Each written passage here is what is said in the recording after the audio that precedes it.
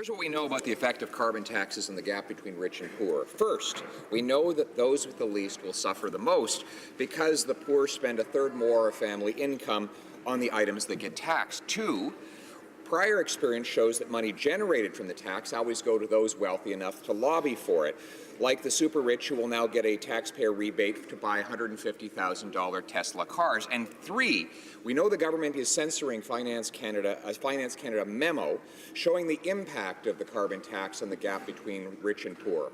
Will they release that memo today? Honourable Minister of Environment. Thank you, Mr. Speaker. What we do know about carbon pricing, it's the most efficient way to reduce emissions and to innovate and create good jobs. It always surprises me that the member opposite, who professes to believe in free market principles, just can't understand why carbon pricing makes sense.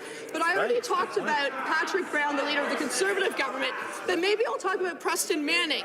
Conservatives profess to believe in markets, so why don't Conservatives major on how to harness markets to the environmental conversation and make that their signature contribution? I encourage the member opposite to work with me to reduce emissions.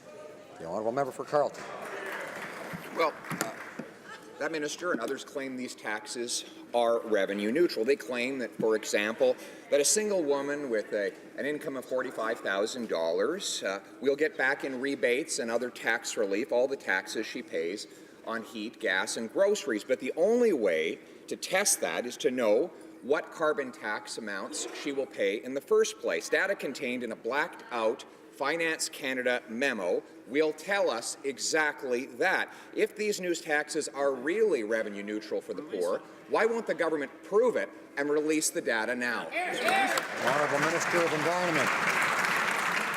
Thank you, Mr. Speaker. I thought I'd also point out that there are other Conservatives across the country that believe in pricing pollution.